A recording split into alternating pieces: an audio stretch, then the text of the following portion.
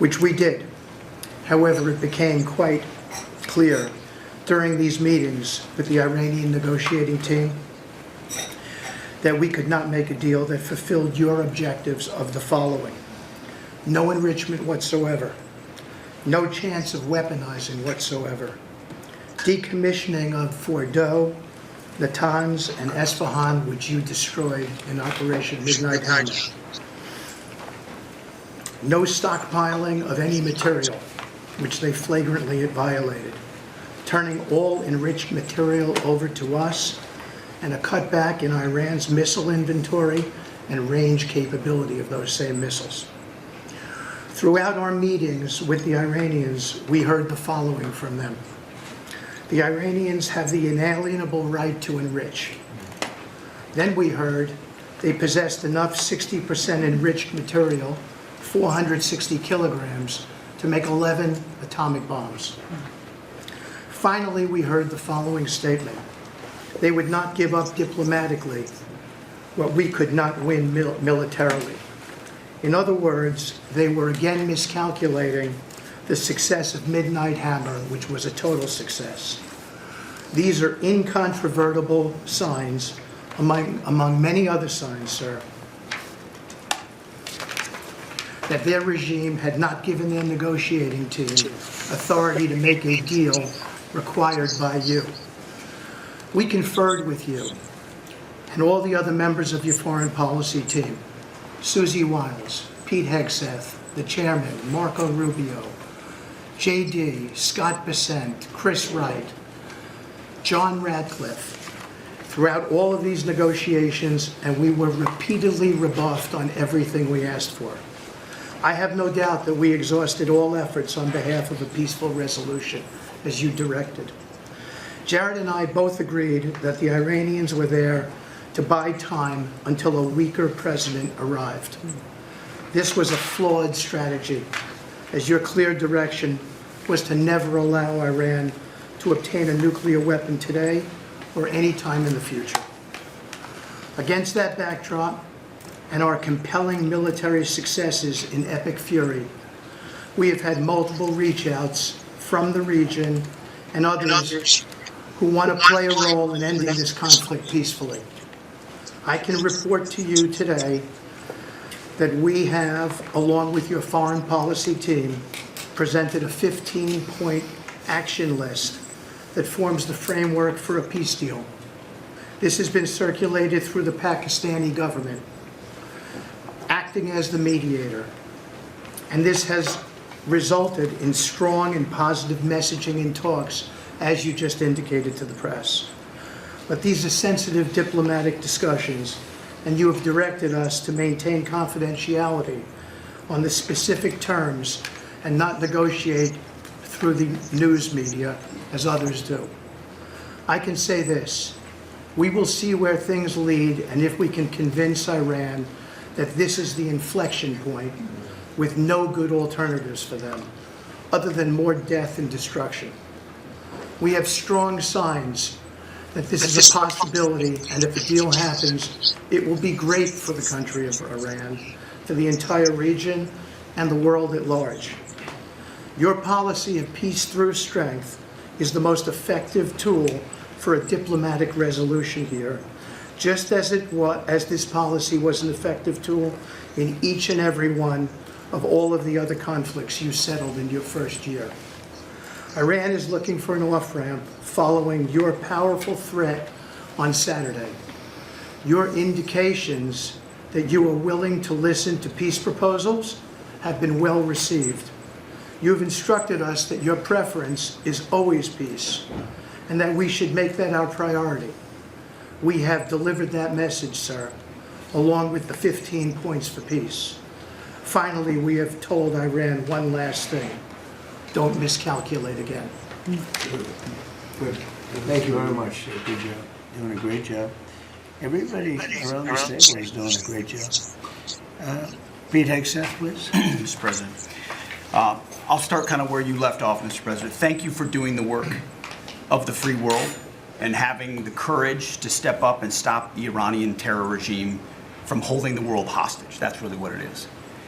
And 27 days ago, Iran had a modern military. Never in recorded history has a nation's military been so quickly and effectively neutralized. Operation Epic Fury is not an endless war. It's a decisive campaign with clear objectives to destroy Iran's offensive military capabilities and ensure they never obtain a nuclear weapon. This is stuff for the history books. This is stuff for legacy. Mr. President, you are acting now to ensure future generations do not have to live under the threat of a nuclear-armed Iran. However, you wouldn't know it if you listened to the dishonest hate Trump media, as you referenced. The folks here in the room, these cameras, they have a choice. You're either informing the American people of the truth or you're not. Because I hear it from my people every day. Behind every headline you write, there's a helicopter crew in the air. And behind every news banner you write, there's a battalion on the move.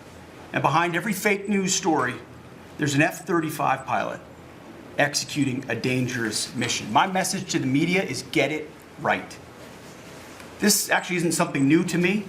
I may be a young guy, Mr. President, but I'm not a rookie in this realm. In 2007, I helped lead the surge, the public fight for the Iraq surge. Stood and watched people stand. Don't upload your videos to YouTube. Upload to Restream, where we will live stream it to YouTube and all your platforms at once. Get ready for 5 times more engagement and views. Oh, the algorithms love streams and engagement, rewarding you with even more views. While you, sure that works, upload and stream from Restream.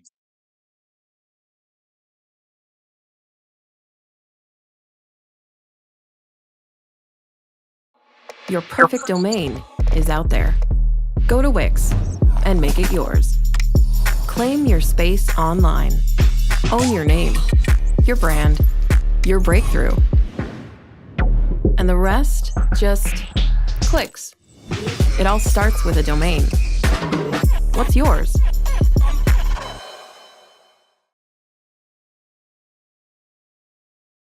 American success on plan, and as the president said, ahead of pace. Over 10,000 enemy targets destroyed, over 140, I think now you're right, Mr. President, over 150 naval vessels sunk, underground facilities destroyed, their defense industrial base in shambles, and overnight, not only do they not have a Navy, Mr. President, they no longer have a Navy commander. IRGC's Navy commander was killed overnight in operation. So no Navy, no Navy leader. Now that here's the thing about the media, though. If President Trump had not acted, you'd be screaming, why not?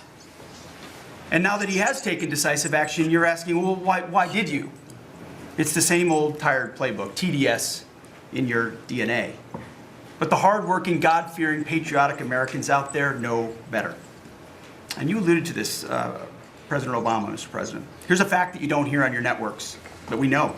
Many of the Iranian military factories and bases that we're systematically destroying were paid for by the pallets of American cash that Barack Obama flew into Tehran under the Iran deal. You might call it an inconvenient truth. Iran took our money and turned it into weapons and bunkers and ammo. And now we're destroying those weapons, and you're writing, Mr. President, that grievous wrong. And make no mistake, we had to act. And our objectives are clear. No nukes, no Navy, and a complete dismantling of their missile program and defense industrial base. And as Marco pointed out, that mission, and the VP as well, has not changed since day one. Yet, 2 days ago, they shot 2 failed missiles on a target 4,000 kilometers away. For years, they told the world that their missiles could only range 2 kilometers. Surprise. Yet again, Iran lied. And to the world, I say London is 4,000 kilometers from Iran. Washington, D.C. is 3,300 kilometers from Venezuela, another country President Trump did something about that partnered for a long time with Iran. So you're telling us that Iran is not a threat to the world or to the U.S. President Trump knows better. And here's what success actually looks like right now. You mentioned it, Mr. President. A-10 Warthogs, if you know them, you love them, and Apache helicopter gunships are flying strike missions inside Iranian airspace and throughout the Strait of Hormuz at will. See, you only send these slow, low-flying, close air support platforms when the enemy has no meaningful air defenses left. Their presence is proof that Iran's air defenses are gone. Their command and control is shattered, their top leaders hiding in underground bunkers, while their mid-level commanders are being crushed in the field. The morale of their fighters plummeting, and we see that disconnect daily. They're privately admitting, as you said, Mr. President, very heavy losses. We know that. President Trump has given us a clear mission. Our capabilities are only going up and Iran's are plummeting. We are here to win, and we're full speed ahead. So, Steve, we appreciate your efforts. We pray for a deal and we welcome a deal, and we have the ultimate deal maker to make it happen. But in the meantime, as I said yesterday, the Department of War will continue negotiating with bombs. War is negotiation by other means. And finally, I want to thank our incredible troops. Our pilots, crews, sailors, refuelers, air defenders, the absolute best of America. The real 1% of our country. This president, President Trump, has your back. And I know this cabinet prays for you every single day. And we ask the American people to do the same as they continue in this mission. God bless. Thank you very much. It's great. I think before I ask Scott to say a couple of words, it would be great if people like the mayor of Chicago and the governor of Illinois would say, please come in and stop the crime. A beautiful young lady was killed the other day, and the father was a very good friend of Dan Scavino. And he took it very hard. Dan took it very hard, like the father, friends. They grew up together. And it's a young lady whose life would be saved if we did what we did as an example in Washington, D.C., which is now a safe city. All the time, people come up to me in the building, people that work here, they say, thank you so much. I know immediately what they're talking about. They're able to walk to work. They walk to work. You all walk to work. Some of you were mugged. I know you told me stories. Some of you were mugged. One person in particular was viciously mugged in the group right here. It's not happening anymore. You have a safe city. Louisiana, the governor of Louisiana called me, can you help me with New Orleans? I just had the Mardi Gras. He said it was the safest Mardi Gras we've ever had. Sounds terrible to say. No murders. You know, it sounds like, who would say this? No murders. But they always had murders. They had a lot of crime during Mardi Gras. He said virtually no crime. We had the troops down there. Memphis, Tennessee, I just got back. We were there. Crime was down 75%. In a short period of time, we were there 5 months. We could do that for Chicago. We could do that for New York. We could do that for L.A. And we could do that for, frankly, San Francisco. I know they have a mayor who's trying very hard. He's a Democrat, but he's trying very hard. But we can do it much more effectively because he can't do what we do. He can't take people out from the city and bring them back to the country from where they came, where they were in prisons. They were allowed to go in prisons. There were drug dealers, the highest level drug dealers, murderers, 11,888 murders. We do things that they can't do. I had friends calling me up from San Francisco. Could you give him a chance? I said, absolutely. If you want him, we'll give him a chance. And he's trying. He's doing okay, but we could do much better. We could make it a lot safer than it is. San Francisco, a great city, was a great city, could quickly become a great city again. But, you know, they're going very slowly. I tell my friends, they're very substantial people. They're in a certain business where people have made a lot of money. I don't hope that lasts. But they have a tremendous potential. It was one of the greatest cities in the world. Now it's got a lot of crime. And the mayor is really trying. Again, a Democrat trying. And I spoke to him. He just wants to have a chance. And I said, we'll give you a chance. But we can solve it very quickly. This young lady would be around today if we were around, because we have nobody coming through our border. I mean, literally for 9 months, it's zero. It's hard to believe that number can be possible because millions of people came in through Biden. But nobody even tries. We don't have the caravans of thousands, 25, 30,000 people pouring into our border.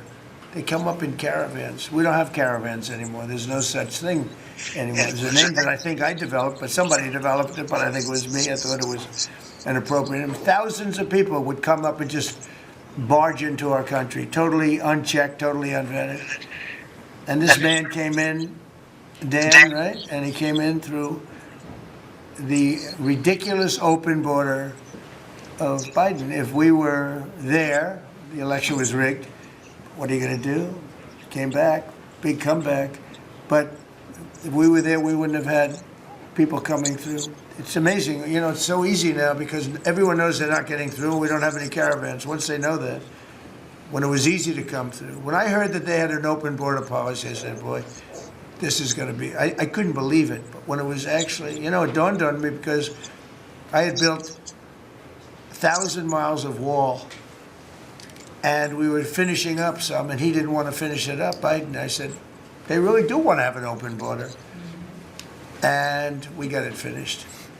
But that young lady would be alive today. And she'd be alive for another reason, because we would have the National Guard in Chicago and in New York and in other places. And they love doing it. It's like training, to be honest. It's actually training.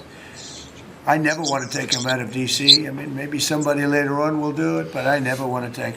You know, the people, they look, they say, we feel so good, we feel so safe. We see these beautiful, strong people, and they're so nice. They help. They open the doors for people. They carry bags. They pick up paper when they see paper on the ground. I looked at D.C. last night. I drove to make a speech, and I drove through, and I said, take me this way, take me that way. The city's clean. The fences are down. You don't have homeless all over your parks. I mean, we had parks. There was no room for anything else other than homeless. It's all clean and nice. And it'll be even more beautiful in a year from now. And we have some projects that are great. This ballroom is going to be something that's so beautiful for the city, so desperately needed by presidents. I mean, now it's no secret the military wanted it more than anything. It was supposed to be secret, but it became unsecret because of people that are really unpatriotic saying things. But doesn't matter. Doesn't matter. It's going to be great. We're building an arc, a triumphal arc, which will be incredible for the city. Incredible. We're fixing up what was the Kennedy Center. You know, I was honored when the board changed the name a little bit. Actually, it shows that the Republican and the Democrats, they work together. It's really something we work together. So I think it's a great symbol, actually.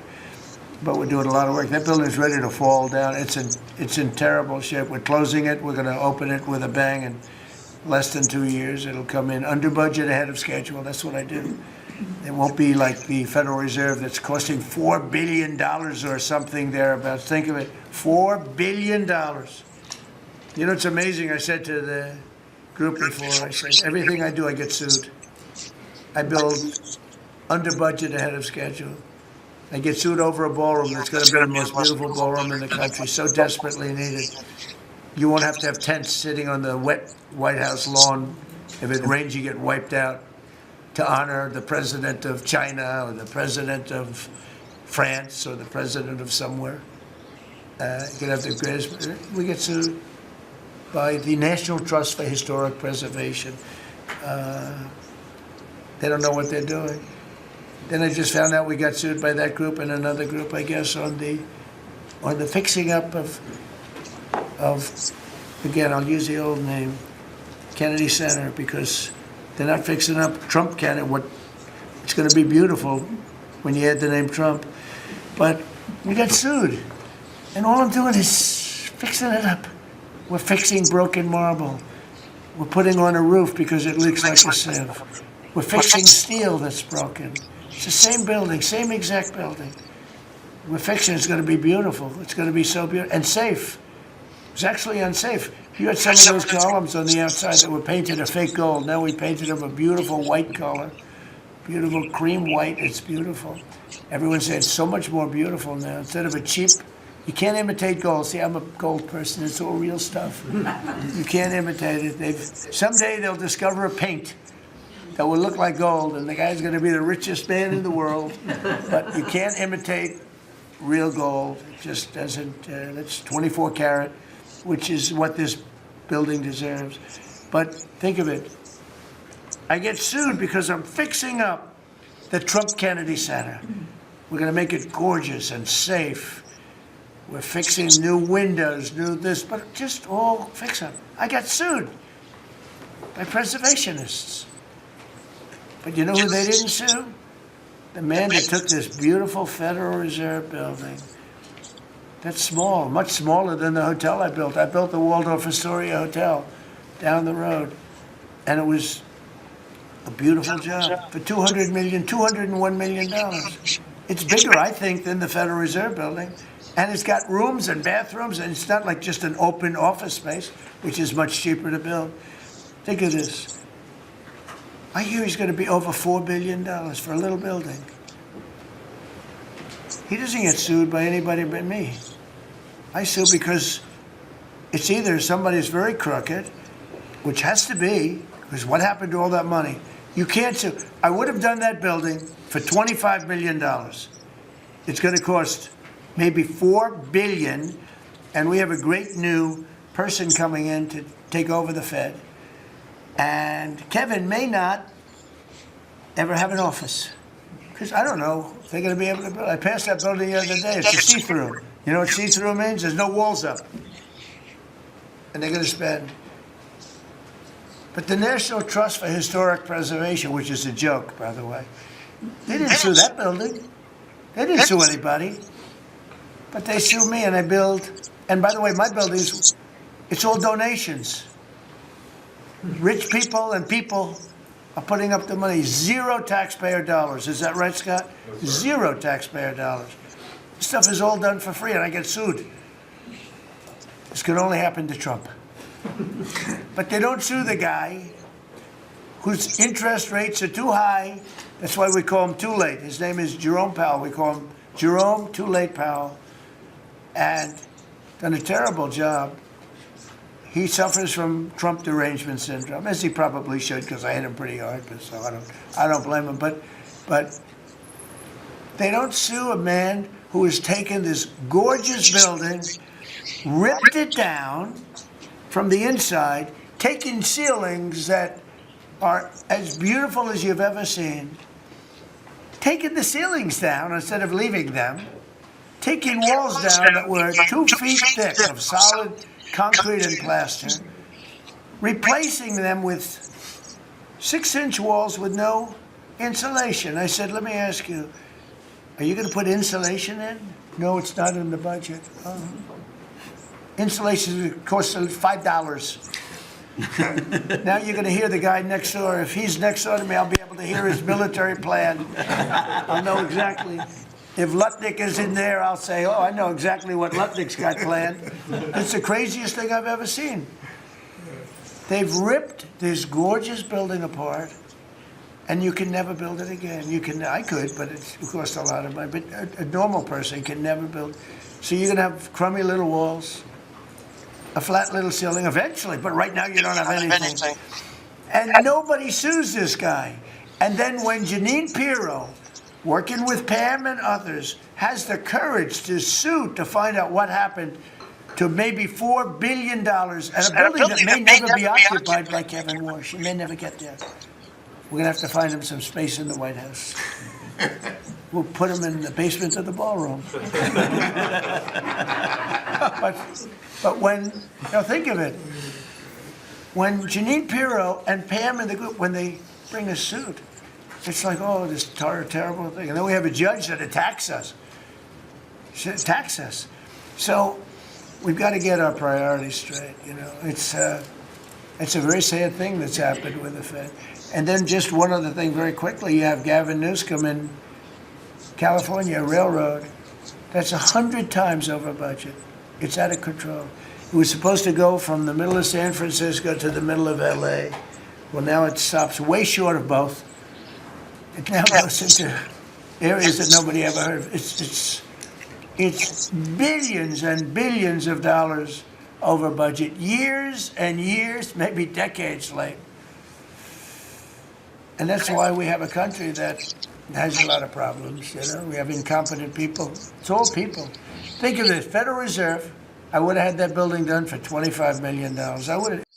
At Vistaprint, we print all the signs that help your small business stand out. We print tabletops that get your brand seen up close, and retractable banners that stop everyone in their tracks. We print A-frames that bring in business, posters that show them what you're all about, and vinyl banners that let everyone know you've arrived. No matter what you need, we print all the signs that you can put here, so you stand out, even when they're way back here. Because at Vistaprint, if you need it, we print it. Get 15% off signs and banners at Vistaprint. But it writes well.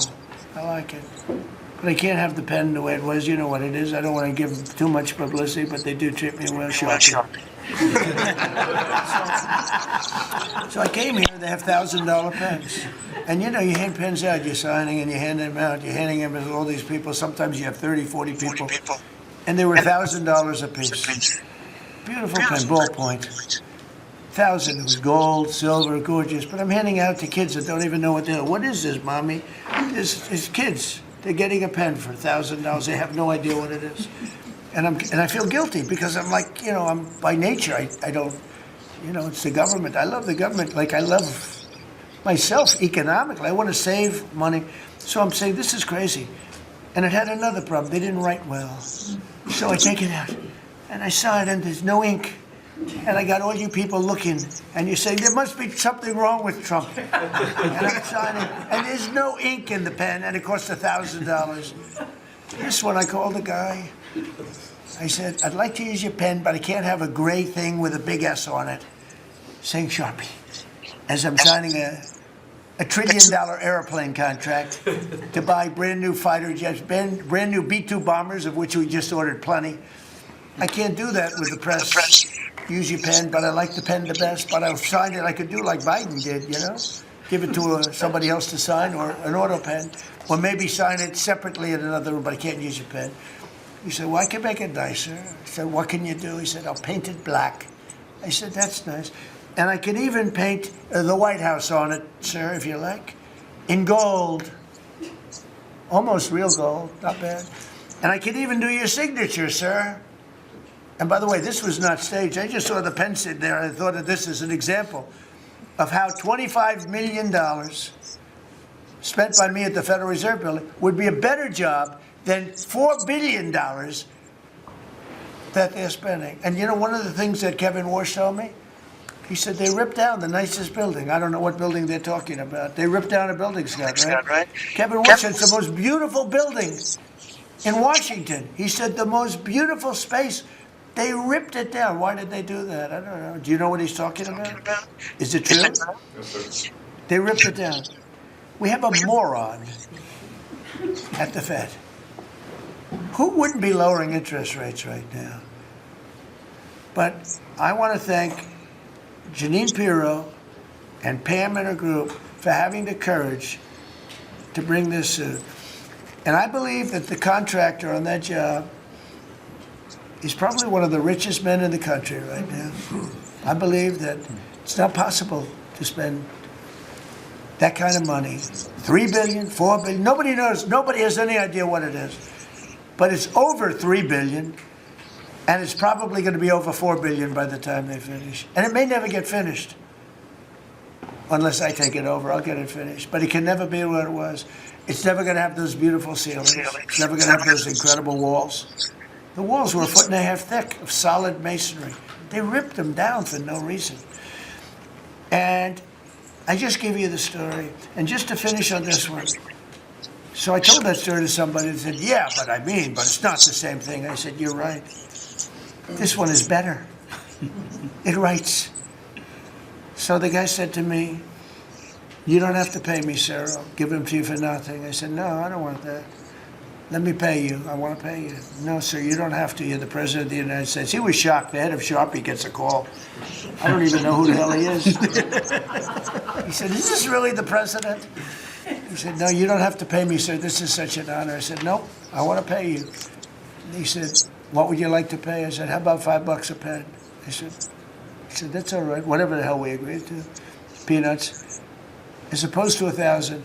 And these were $1,000 pens.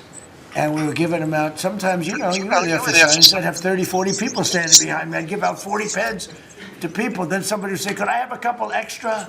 This way, I'd go like this. Here, you want 5? Here, take 5. But the bottom line is, they're better pens. It's a business story.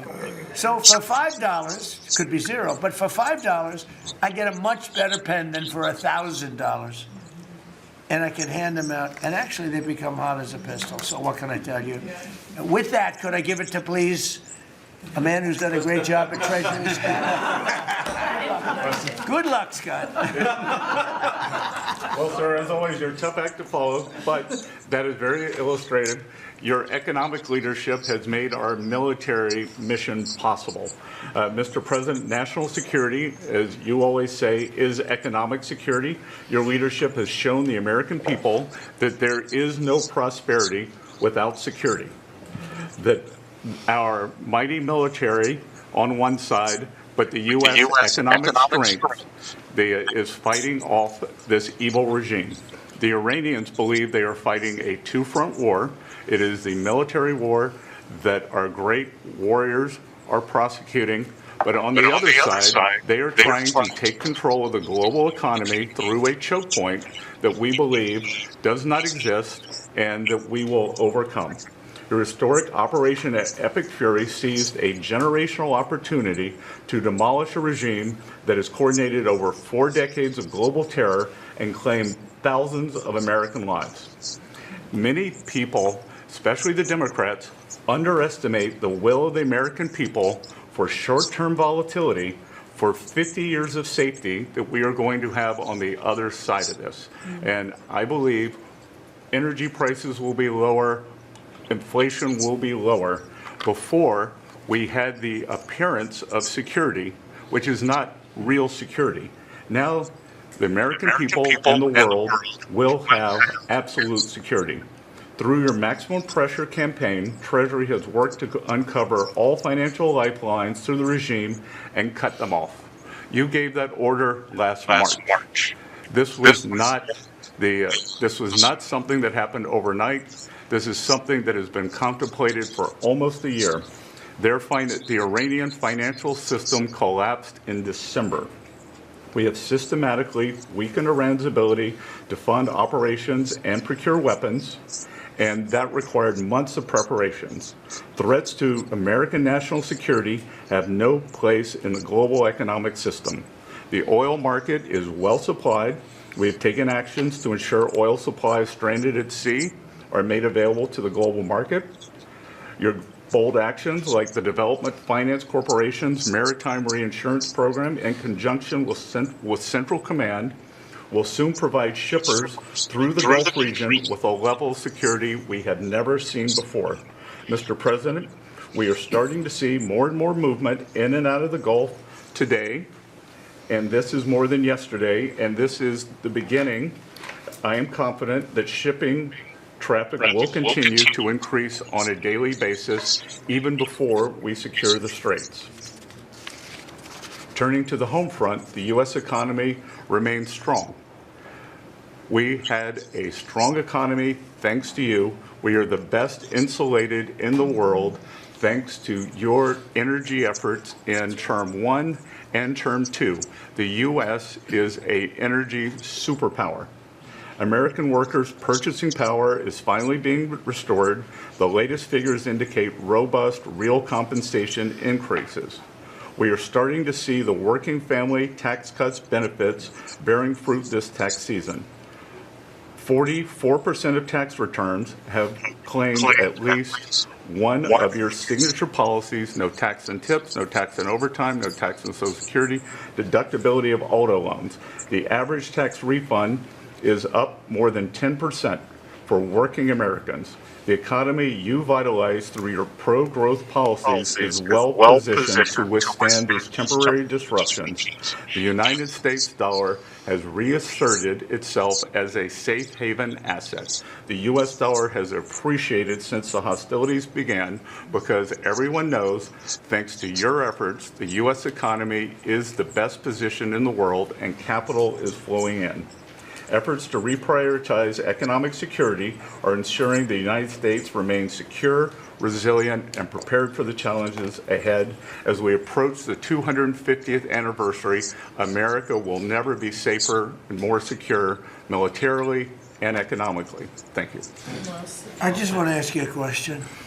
Is this guy Central Casting? I'm looking at him. I'm in Treasury. He might not be so good for war. I don't know. No, I'm looking pretty good too. I'm looking at this guy. He's Central Casting. Even the glasses are perfect. Where do you get those glasses? I think I'm going to get glasses. That's beautiful. Great job. That's really good. No, he's done a great job. And you all have. Proud of you all. Do you have any questions? Yes, Mr. President, are you going to go in for the uranium? Like, how do you secure Iran and... Let's assume I was or I wasn't. Why would I ever answer a question? Can you accomplish What your goals kind of a without it? question? Am I going to go in for the, oh yeah, I'm going in. We're going in tomorrow at 3 o'clock? How could you possibly ask a question like that and expect an answer? I don't know. But I don't know. I think you're a friendly person too. It's just such a ridiculous question.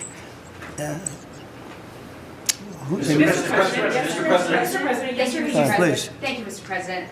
There's been a report that potentially the U.S. is looking at diverting some munitions, air defenses that were meant for Ukraine to the Middle East. Is there any accuracy to that? Is that something you're considering? Well, I'd have to ask you, but we do that all the time. You know, we have tremendous amounts of ammunition. We have them in other countries, like in Germany and all over Europe. We have, you know, we're packed.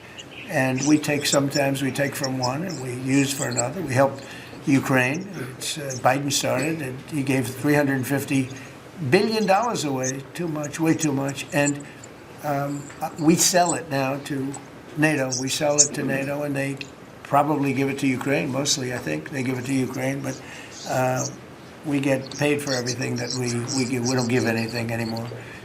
That's a tough situation, that whole Ukraine situation, very, very tough. We're working very hard on getting that one solved.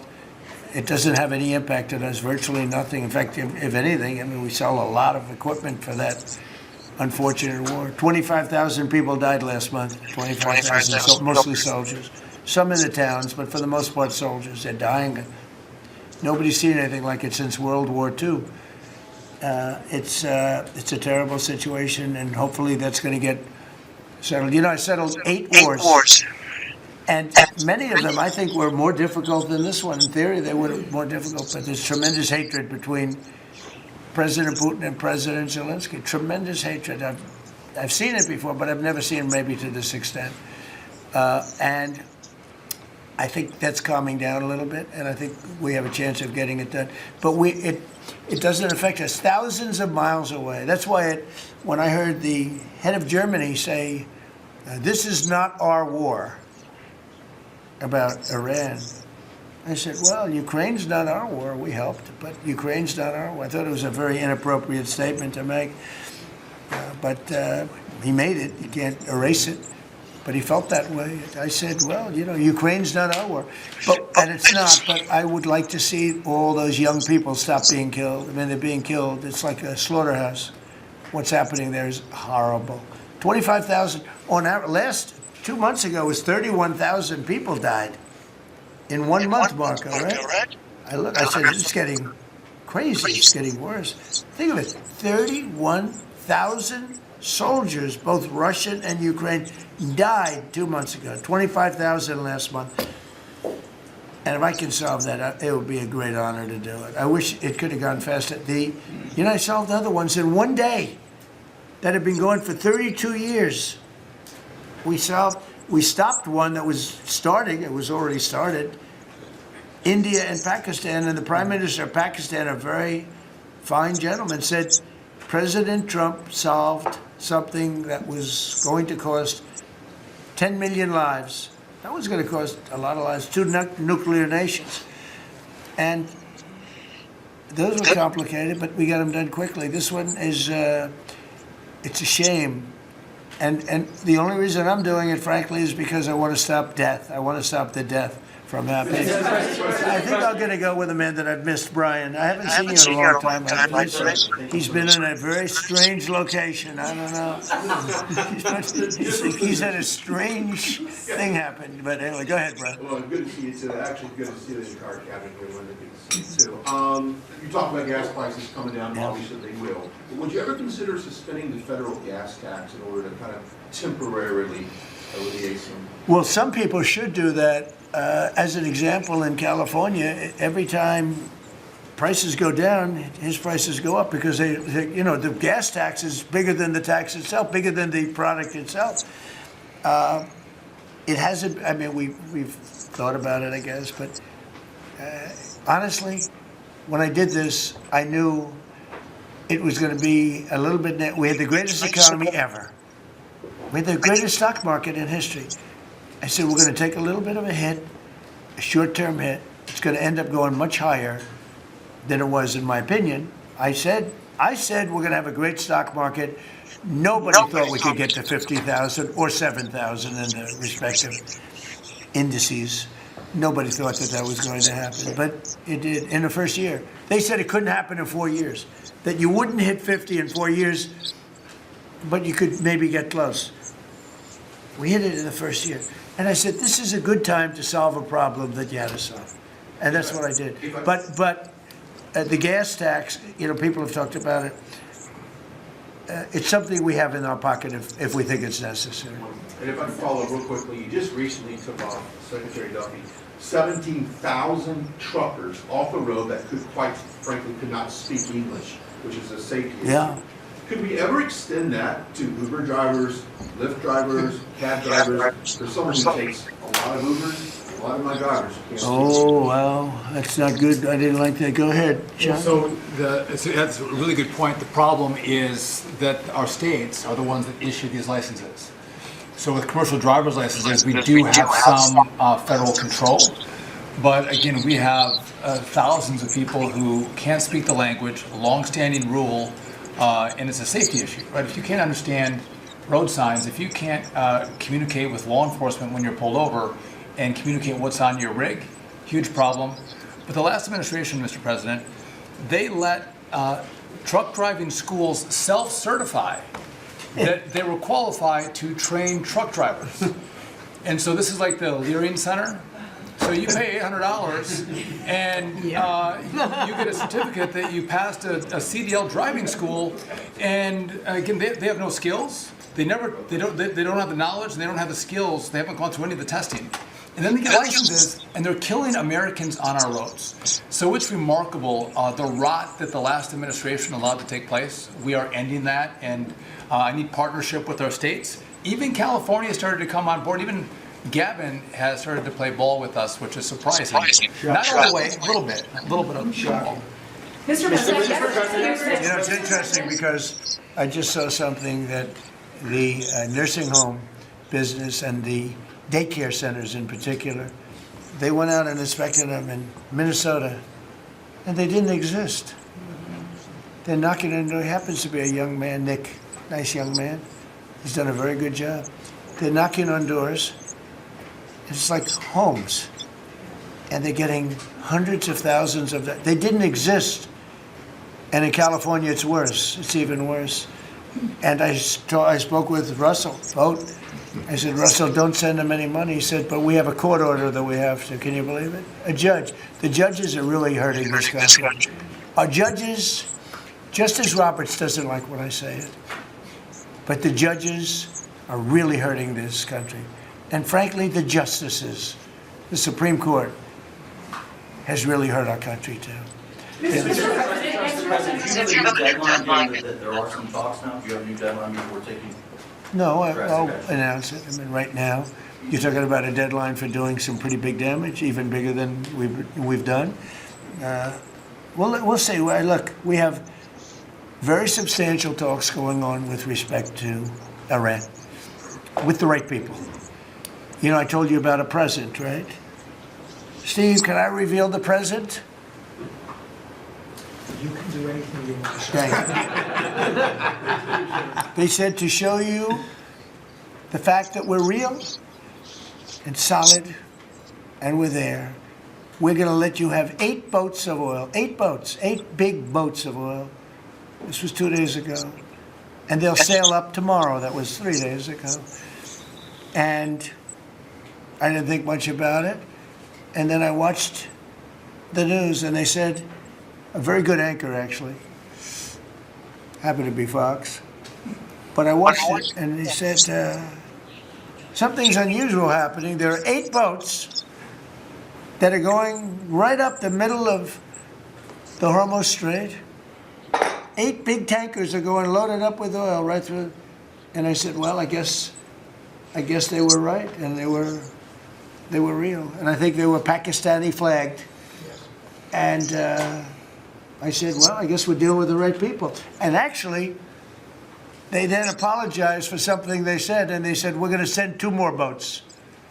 And it ended up being 10 boats. All right, I hope I haven't screwed up your negotiations, but I thought it was appropriate to say, because I did taunt you the other day by saying they're going to give us a present. Yeah, There were 2 illegal immigrants who were arrested at San Francisco airport for ignoring deportation orders. At the same time, as you highlighted, really great reception from American travelers for ICE agents. Is there a PR aspect of this that can allow future deportations to go on with less protesting, less outrage? Yeah, it's amazing, because by putting ICE there, look, the press was...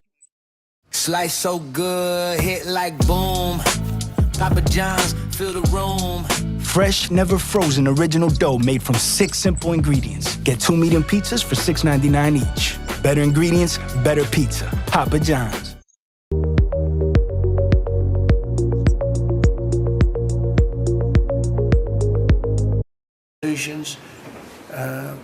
Entire jail populations were released from major countries and let into our country through the open border. And ICE has done an amazing job. I wouldn't want that job. It's a tough job, dangerous job. So what happens is, by putting them at the airport, and I just said, do me a favor, take off your masks. And they did. For that, not for when they're looking for some, cold-blooded killers and they're in the net, but for that. And they did. They took them off. And the passengers, I see the interviews of people, they're saying, these are nice people. One person said, he's a very strong man, but he's a nice guy. He grabbed my bag. He helped the woman with a bag that she couldn't lift. And I'll tell you, I don't want to use the word rehab, because there was nothing to rehab, but rehab from the press, because the press is so tough on them. And these crooks in Minnesota, these crooked politicians and dirty cops. They're dirty cops, they're dirty politicians. Waltz is a dirty, crooked politician. The Attorney General is a crooked guy. He's no investigations, and I hope JD's going to do a great job. He's in charge of it now with somebody who's very talented. But I think it's easy stuff. They say $19 billion, think of it, is missing. $19 billion. If we would solve half of the fraud problem, Pam, in this country, we would have more than a balanced budget. We'd have a surplus. And in the case of Minnesota, it's very Somalia-oriented. Think of it. These people come from a crooked country, disgusting country, one of the worst countries in the world. Acknowledged to be one of the worst countries in the world. Some people say it's the worst. They have no money, they have nothing. They come to our country, low IQs, and they rob us blind. Stupid people. And they rob us blind. Because we have crooked politicians, and we have dirty cops. The Attorney General's a dirty cop. It's my opinion. It's only my opinion. And something should be done about him. Let's see what kind of job he can do. Yesterday you said that you hate mail-in ballots. Excuse me? Should Iran be able to charge a toll for the Strait of Hormuz? They're charging some vessels to go through. Oh, yeah. Well, should they be able to? I mean, they shouldn't be able to. But they're doing it a little bit. I don't look. Their capability is a lot less than it was 2 weeks ago. And with every week and every day, frankly, it gets less and less. All I can tell you is they're begging to make a deal. So let's see what happens. We may make a deal.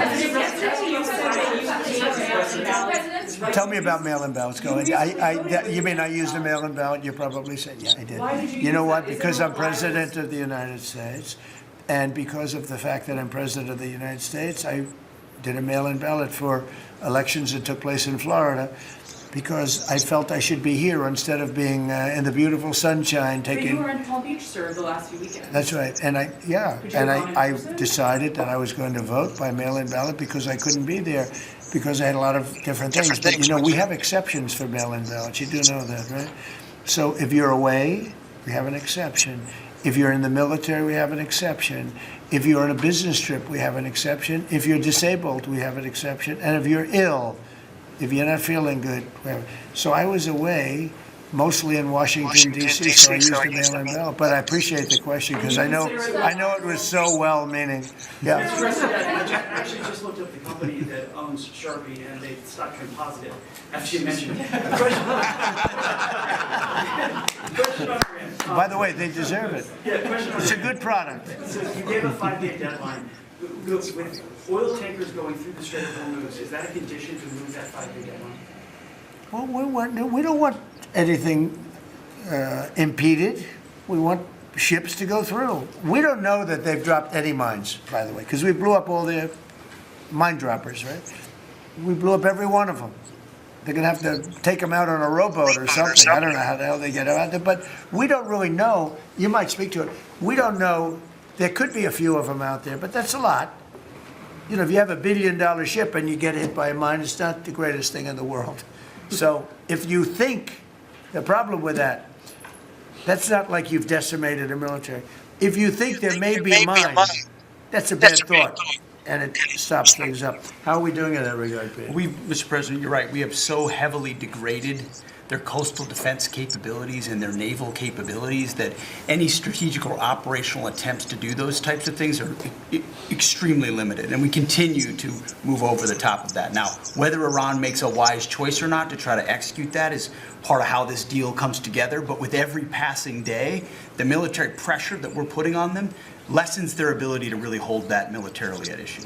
I mean, the problem with the issue of the Hormuz Straits is this. We've decimated them as a military. No Air Force, no Navy, very few rockets left. We blew up so many. Hard to manufacture them. Same thing with drones. The leadership is gone. The problem with the Straits is this. Let's say we do a great job. We say we got 99%. 1% is unacceptable, because 1% is a missile going into the hull of a ship that cost $1 billion, right? So 1% is we can't. If we do a 99% decimation, that's no good. So it's really, you know, a little bit. But I have a feeling it's going to clean up pretty quickly. I could just say this: they want to make, and I probably hurt our little negotiation. It gives them a little impetus to say, well, I wish you didn't say that. But they said yesterday that we weren't negotiating with them, and now they admit that we were negotiating with them. So they want to make a deal. The reason they want to make a deal is they have been just beat to shit. So the Are you thinking of taking control of Iran's oil? It's an option. I mean, I wouldn't talk about it, but it's an option. Is that something you thought about? Well, in Venezuela, we've done very well working with Venezuela, certainly. And we've taken in billions and billions of dollars. And by the way, Venezuela is doing better right now than they've ever done in the history of their country. And it's sort of like a joint venture. But the United States has made a lot of money, Marco, right? With it. Do you want to talk about that for a second? About Venezuela? Yeah. Yeah, I mean, I think Venezuela in the first 2 months of this year generated more revenue from oil sales than they had most of all of last year. But the money's not being stolen anymore. And it's being held in a U.S. Treasury blocked account. And to the extent it's flowing to the Venezuelan government, it's going to help people, like fund hospitals, pay teachers. It's not And we being get a stolen. lot of it. And they got more than they have in many years. Think of it. We get a lot of it. We have a deal. We get a lot of it. We had 100 million, think of this, 100 million barrels we took in the first 2 weeks. 100 million barrels, that's a lot of oil. It's a lot of ships. And we got some and they got some. We paid for the ships. A lot of money left over. And Venezuela has done better now with us. Call it a partner, call it whatever you want. we've made a lot of money, and they've made a lot of money. We've paid for the cost of that military hit many, many times over. And we've only just started. Our relationship with Venezuela has been amazing. The people, actually, I'm the highest polling person. In other words, after the presidency, I think I may go to Venezuela and run for president against Elsie. I may run against Elsie. It's an option. No, they like me in Venezuela, but it's an option for me. It's a wonderful option. Yes. There's some reports that Gulf allies are concerned about winding down the war too soon and potentially leaving Iran. Well, they'd probably like us to stay, but the concern if we don't stay, look, it's a beautiful thing about airplanes that go 2,000 miles an hour is you can get back there very quickly. If we don't stay, we're going to be protecting them. We know, they've been very good. Hey, Qatar, Saudi Arabia, in particular, Qatar, Saudi Arabia, UAE, the three of them, Kuwait, Bahrain, they've been 100%. Now, in all fairness, they could have gone the other way. They were surprisingly missiled. They were shot at. Nobody ever thought they'd be shot at. UAE had 1,400 missiles aimed at them. Fortunately, they had the greatest anti-missile weapon in history called the Patriot. Almost every single missile was shot down. We had an incident recently where 101 missiles were shot at a certain thing that we own. It's very valuable. 101 missiles going 2,000 miles an hour.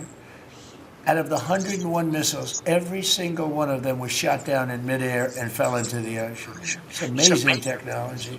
There's nobody has equipment like we have. Iran still has that enriched uranium. Is it even possible? Well, you're going to have to see, but I think we're in just very good shape. We're roaming. You know what we're doing? You know the word roaming free? We're over their skies with the most beautiful planes you've ever seen. Roaming free, there's not a damn thing they can do about it. And it would be nice if, like the fake news New York Times, which writes so fake, and the Wall Street Journal is terrible, terrible. I mean, I read a story today that I'm desperate to make a deal. If I was desperate, he'd be the first to know. Pete, let's get the hell out of there. I'm the opposite of desperate. I don't care. I want to know. In fact, we have other targets we want to hit before we leave. We're hitting them on a daily basis. No, I don't talk about you. I can't talk about specifics. A lot of people say that wouldn't matter. Maybe it does matter. Who knows? But I wouldn't talk. It's like the question this young lady asked. Sorry, but I embarrassed her. I don't want to embarrass you because I think I think she's a friendly reporter, so I'm sorry.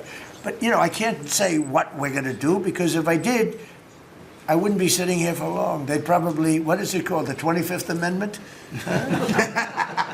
They'd institute the 25th Amendment, which they didn't do with Biden, which is shocking. Safe enough to leave the region because Steve said that they've got enough uranium to make 11 bombs. That's a very scary thing. So, well, it's again, I can't talk to you about that. You're asking me a question. You're essentially saying, will I go in and do something? I can't talk to you about that. Mr. President, you're looking at a coalition of ships to help, warships to help protect tankers. How close are you to getting that coalition? Well, we have a coalition for them, but they should have been up here a long time ago. And they're affected. The amazing thing is we don't need the Hormuz Strait. We don't need it. We don't need it at all. We have so much oil. Our country is not affected by this. We have twice the amount of oil as Saudi Arabia or Russia, and soon it'll be 3 times the amount. Chris, do you want to speak to that for a second? Yeah, that's correct. Our total oil production is greater than Saudi Arabia's plus Russia, and more than we consume in the United States. So we're the largest. Pretty good. Pretty good. You know what they call it? Drill, baby, drill. Mr. President, Anything else you want to say? Well, it's same thing for natural gas. We went, before your first term, we were the largest exporter of natural gas in the world. Today, we're just by far the largest. I mean, we were the largest importer, now we're by far the largest exporter, and it's growing rapidly this year. New facilities are coming online, new production's ramping up. We're doing an amazing job. We're getting a lot of help from that man right over there. He's getting approvals done quickly and very environmental. He's an environmentalist, actually. He does a great job, but he gives you a fast approval or rejection. Do you have anything to say? Well, back on Venezuela, where Chris and I have both had a chance to be there, I literally think they're going to put up a statue to President Trump. I'm not being, it's not a political statement, it's an I actual hope thing. so. That would be a great honor. No, because it's like they view President Trump like Simon Bowler. He's the liberator of a country, and this is a country where they love American baseball. You look on the street, they're wearing NBA jerseys, and Delcy and her team working with us, getting back. Chris and I both experienced it was the first time in Venezuelan history that they had the free press allowed to come on to essentially where the White House, the Palacio Miraflores, and it was an emotional thing for people that had been for 20 years had never had a chance to be there. So whether it's and then production, it's showing up in production. The American companies that are coming back, most of those American companies have many American Venezuelan team members. One company in Houston's got 600 Venezuelan Americans that know more about reviving that industry. So their GDP is a 1/4 of what it was before. They want to get back. They remember what it was. Their production on oil production is climbing towards 50% increase just in the 3 months we've been here. That flows to American refineries on the Gulf Coast, lowering the price of gas in America. So it's a Forget that. When are they going to do the statue? The hell with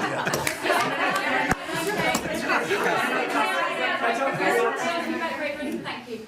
You've been really honest about how disappointed you are in Sir Keir Starmer, particularly in relation to Iran. So I'm curious about your phone calls with him, how easy they might be. And also, were you surprised by... Are we talking about Starmer? Yes. And are you surprised by how weak... I think he's a lovely man. I do. I think he's a lovely man. But I think he did something that was shocking. He didn't want to help us. And maybe in particular that country, we were the longest bond, the longest ally. Australia too. Australia was not great. I was a little surprised by Australia. I wouldn't say anybody was great other than the 5 countries in the Middle East. We never really had very much support. We spend trillions of dollars supporting countries, and this is Little League. This isn't the big league deal. This is sort of Little League pool for us. Look, we decimated them in a period of a week. In the first week, it was over. In the first few days, it was over. I think the Navy took us 3 days to essentially annihilate it. They weren't there. So if there's ever a big one, which I hope there's not, but if there's ever a big one, I don't think they're going to be there. And that's not fair. And we have to remember that as a country, because we spend trillions of dollars protecting Europe, protecting the countries of NATO. They weren't there for us. For small time. This is small time. You know what? Venezuela is a big deal, but it's not the big one. They weren't there. So what makes you think they'd be there if we needed them for something? And your prime minister was not there, as you know. He was there after we won. He said, we'd like to send some ships. I said, we already won. We don't need them anymore. But can you explain why he was reluctant to help? Why what? Why he was reluctant to help with Iran? He didn't have to. I didn't ask him. I just said, just tell me no. I mean, we're always going to be there, or at least we were. I don't know about anymore, to be honest with you. I would have to be honest. We were always there when they needed help. We always would have been there when they needed help. I mean, we're there to protect Europe from Russia. In theory, it doesn't affect us. We have an ocean, big, fat, beautiful ocean.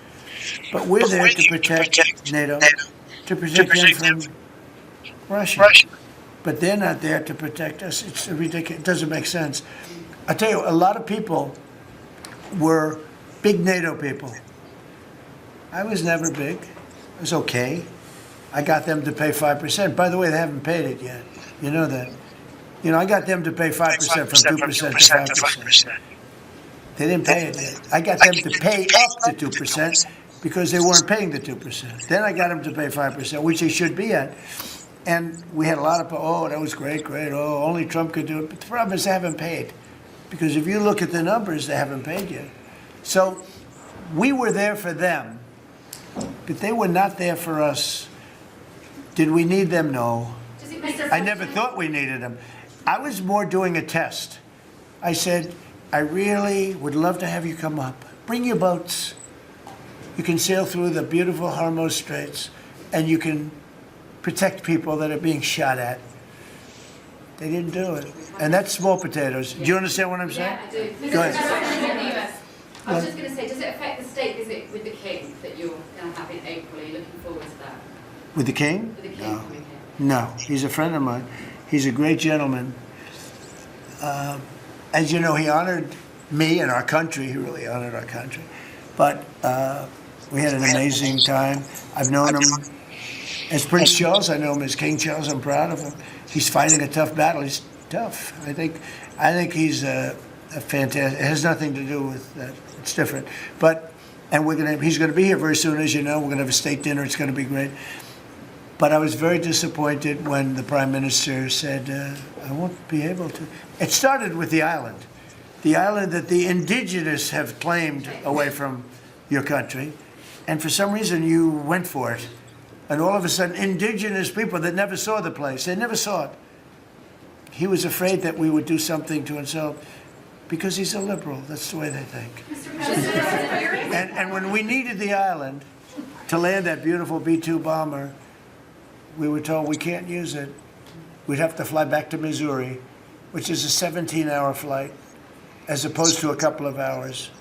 And I said, you gotta be kidding. Not good. They made a big mistake. Mr. President, is the Friday deadline for Iran, is that pushed back now, and if not? I don't know yet. I don't know. Mr. Witkoff and JD and Jared will tell me whether or not they think it's going along, and if it's not going along, maybe not. And we have a lot of time. You know what? It's a day. In Trump time, a day, you know what it is? That's an eternity.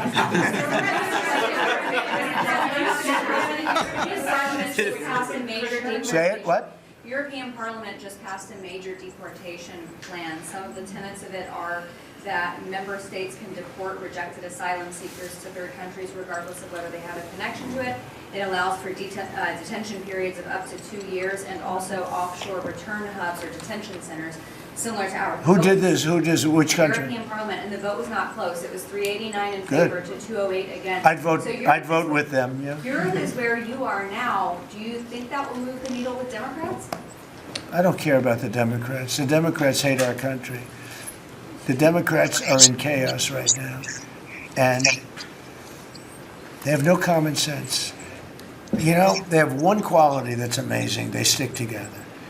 And it's harder because they stick together in a ridiculous policy like men playing in women's sports, open borders for everybody, including murderers and anybody else that want it. We're open to you. Come in, murderers. You know why they do that? They do that for a couple of reasons, but they do it for votes because they think they're going to vote for the Democrats. Even though I did great with the Hispanic vote, tremendous with the Hispanic vote.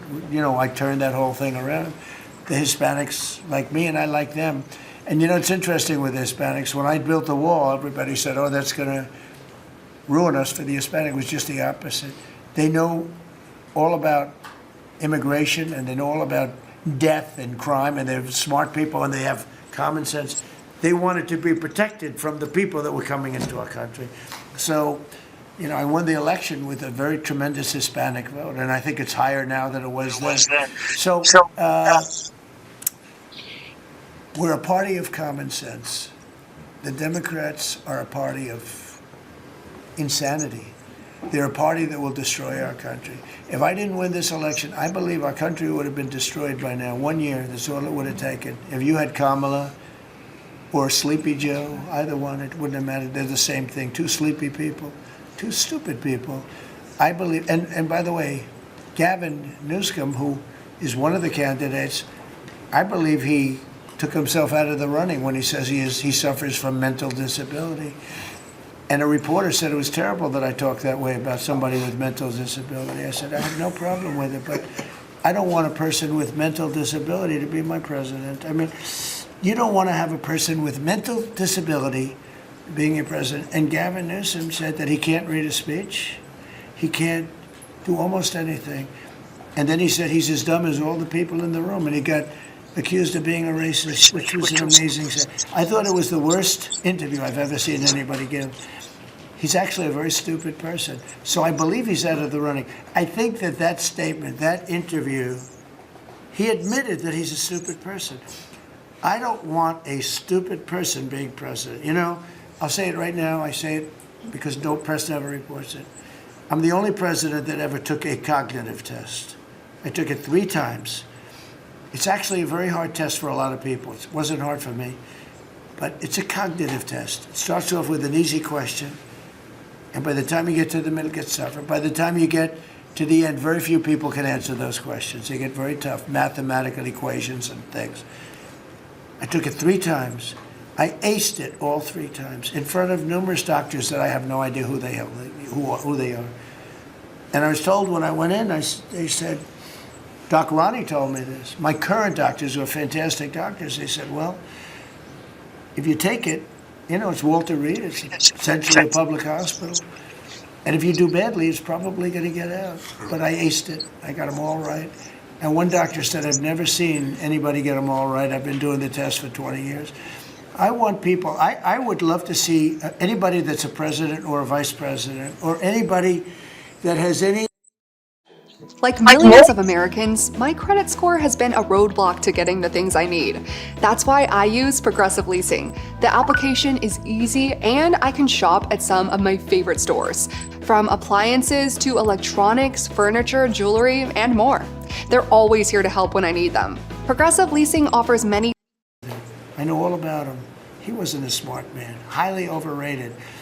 He was a great divider, and our country can't go through that anymore. Can't go through. We have done an amazing job. I had to do a little stopover. I call it an excursion. I had to do a little stopover in Iran, and we had to knock the hell out of him because our country would not have been safe. The world wouldn't have been safe. I've done a great favor for the world. The world has not been reciprocal. Because when I told NATO, where we give billions and billions of dollars, trillions over the years, I said, do you mind coming up and giving us a little hand with the streets? Send up some. They didn't want to get involved. And I believe that's going to cost them dearly. Thank you very much, everybody. Thank you. Thank you very much. Thank you, Mr. President. Thank you, guys. Keep moving. Thank you. Thanks. Keep moving, guys. Thank you, press.